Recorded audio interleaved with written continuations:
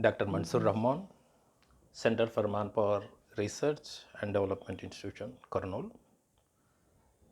Present budget के बारे में थोड़ी स्पेशलिटीज़ एंड एनालिसिस प्रेजेंट करने वाला हूँ।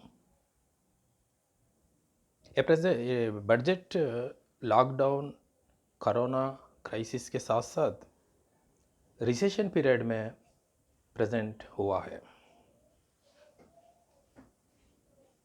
जानबूझकर थोड़ी इन्फॉर्मेशन ये बजट में फाइनेंस मिनिस्टर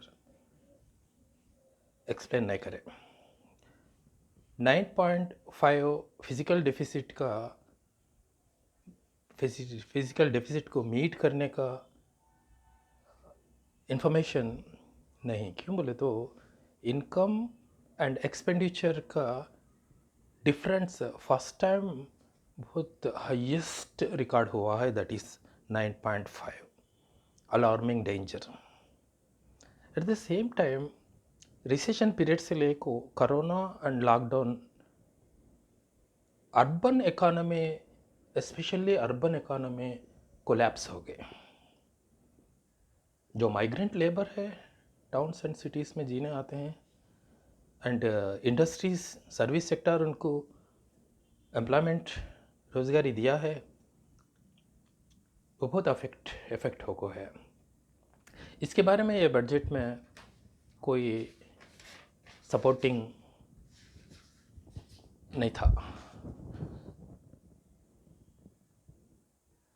एक क्राइसिस पीरियड में इंडियन इकोनॉमी को दो प्लेयर्स बचा के हैं, वो agriculture sector that is farmers, अब एक public sector that is government employees. ये दो विंग्स के बारे में, ग्रुप्स के बारे में बजट में कोई भी फेवरेबल स्टेप नहीं लिया गया। एट द सेम टाइम थोड़े एस्पेक्ट्स बजट में पब्लिक को बताना था, दैट इज़ कोरोना पीरियड में, रिसेशन पीरियड में अनएम्प्लॉयमेंट रेट कितना बढ़ा, उसके बारे में जानकारी नहीं दी गई। At the same time corona period, lockdown period में डेथ रेट कितना हुआ, वो इन्फॉर्मेशन भी फाइनेंस मिनिस्टर नहीं दिए। Specially budget focus on sale and loan. Sale disinvestment 7 sector public sectors में गवर्नमेंट 1,75,000 ये साल ये बजट में एक्सपेक्ट कर रही है। Eight the same time insurance sector से इस सेक्टर में 49% था एफडी फॉरेन डायरेक्ट इन्वेस्टमेंट का एंट्री, उसे 74% को बढ़ाया गया है। ये दो स्टेप्स गवर्नमेंट हमारी इकोनॉमी को प्राइवेटाइजेशन को जन ले जाने का एक क्लियर कट स्टेप दिखता है। मिक्सड इकोनॉमी का स्पिरिट को ये अगेंस्ट है, क्योंकि Indian economy is mixed economy. ये दो चाका private sector and public sector equal strength से होना चाहिए। 90 से पहले पब्लिक सेक्टर को शेयर देते थे, अलोकेशन देते थे। 90 के बाद पब्लिक सेक्टर को सेल करते हैं, बेचते हैं। तो ये टेंडेंसी इकोनॉमी के लिए हेल्दी नहीं, क्योंकि पब्लिक सेक्टर के employees 2001 crisis and present crisis में इकोनॉमी को बचा के हैं। अगर से पब्लिक सेक्टर कोलैप्स हो गया तो इकोनॉमी में कंजम्पशन लेवल्स गिर जाते हैं, income levels, consumption levels, that danger we have to face.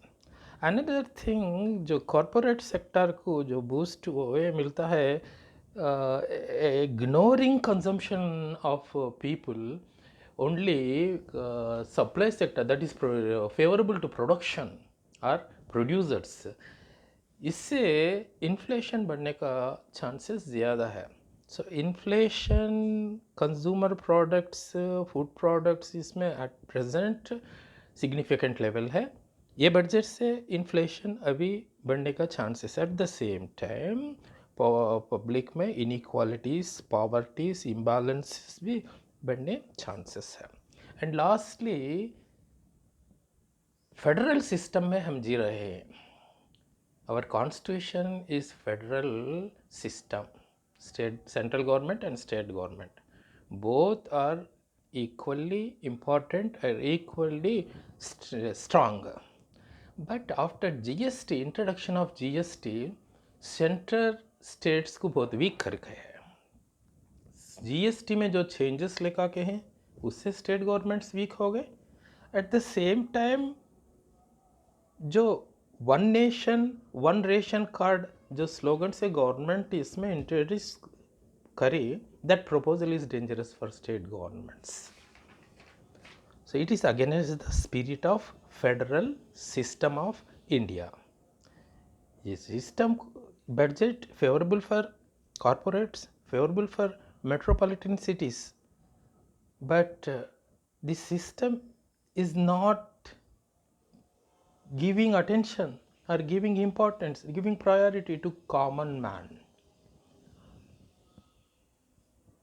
A situation is very crucial for India, but this budget ignored the demands, the needs of common man, and ignored the major sector, that is farmers.